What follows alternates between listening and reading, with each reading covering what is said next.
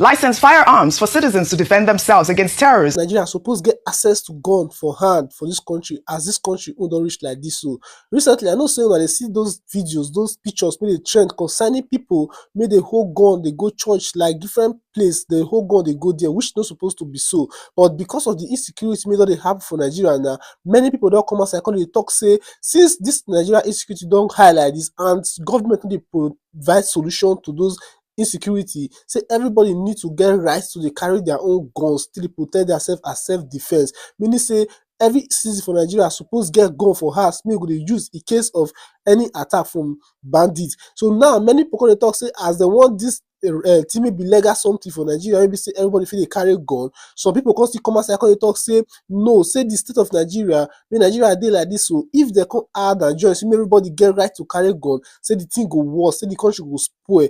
We know say the country already spoiled, but they can't talk say the country go worse past the states made it like this. They can't talk say Nigeria, if they can't us everybody they use gun, we get right to carry gun. So who want they investigate or can they monitor how people think they use those guns? Who want they know how the state of people take day before they confidently use this gun? Many people going to talk say good, maybe they use gun as personal use. But for my own opinion, I think say it dey right for everybody to get license or to get rights to use those guns, because as Nigeria dey like this, so everybody need to protect themselves. So if you say you never see that video, may you watch the video and may you drop your own opinion. What do you think? You think say everybody supposed get license to carry gun, or may they leave Nigeria as Nigeria today like this? Former Lagos State governorship candidate Gbadebo Rose Vival is calling on the federal government to license firearms for citizens to defend themselves against terrorists due to the government's failure to secure the country. Speaking on live television, the politician cited recent abduction in Kwara and Ogun states over the weekend, saying that insecurity has spread beyond the north to other parts of the country, adding that it would be wicked to ask citizens to remain helpless when the government has failed to provide security. By calling for citizens to be licensed to carry firearms has been a long-time debate. Some say it's a radical proposal that will either be seen as a desperate cry for self-preservation or a recipe for total chaos. I mean, this is not the first time that we've, seen this debate online or even Nigerians talking. I believe there was even a bill by Ned Woko that, he tried to push. But, you can't really blame anyone calling to protect themselves at this point. We have even seen videos, if you can put some of those videos, of priests carrying guns that have been trending on social media all along. Your thoughts on the story? These are the videos we're seeing of these priests, even in church. We find ourselves in such a complex place, yes. OG, because what do you expect people to do in this type of climate? Is that the natural human instinct of self-preservation kicks in and people want to resort to self-help. But unfortunately, when it comes to self-help, we've seen time and time again that it generally does lead to a state of anarchy. But in this moment, we say, okay, the state is not doing its duty. So the people are saying, well, we can't just be exposed. So the state has to step in. This is what we've been calling for consistently, and we can't relent in continuing to call for that. Because let's remind ourselves that one of the reasons why we are in this predicament is because there's just a brazen institutional weakness. Yes. Now, how many people actually update their driver's license regularly? And how often is it checked? And how authentic is it? If you look across the country, driver's license, right? Now, how are we now going to regulate gun licenses? And how are we going to ensure that, people truly are abiding by it? How are we going to bypass the corruption?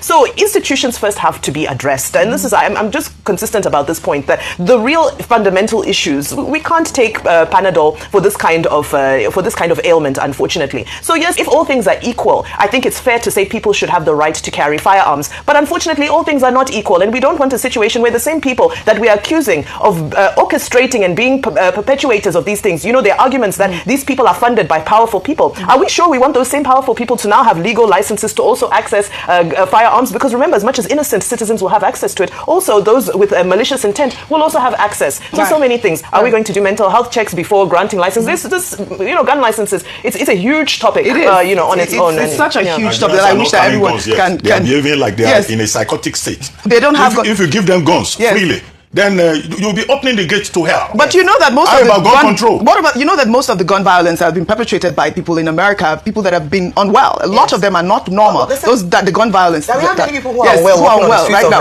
Of Lagos and Nigeria that are not sure. Right. Didn't you say that even our political leaders should all undergo psychological tests? Because we are not yet mature for that. Please, for those who are advocating for that, it's an abdication of responsibility of the government to do what they're supposed to do, rather than emphasize licensing guns. Let's use that same energy to Yeah. to push for the government to do what they're supposed to do. Yes, but you know, also the conversation about even these terrorists that have access, the proliferation of arms, firearms, is the biggest problem that we have in Nigeria. How are these people able to have their hands on the guns and, you know, we're not able to? Yes, absolutely. Well, we'll continue on the conversation.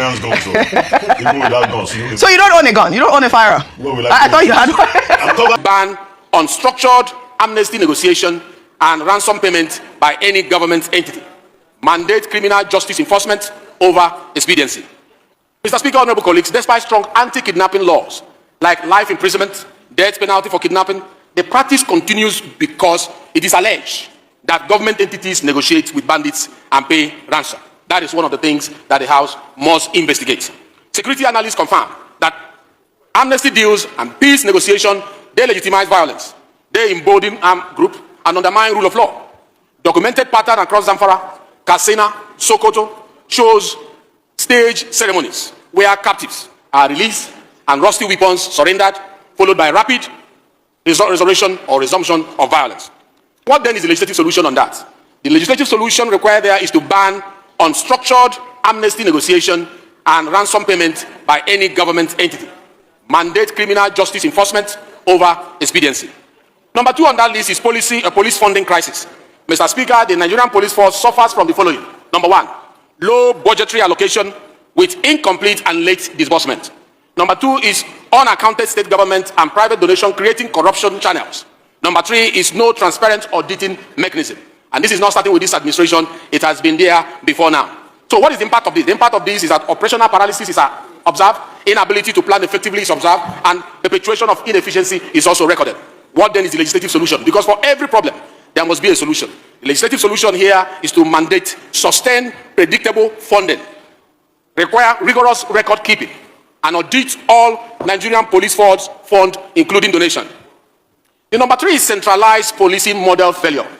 Federal-only policing model cannot meet diverse localized security needs of 36 states and 774 local governments, Mr. Speaker. Let's tell ourselves the truth. Whether we call it state police, whether we call it community police, whether we call it local government police, the need to decentralize has become very necessary. Some argue for the amendment of Section 214 of the Constitution and the second schedule. Some say leave it as it is. Whatever it is important.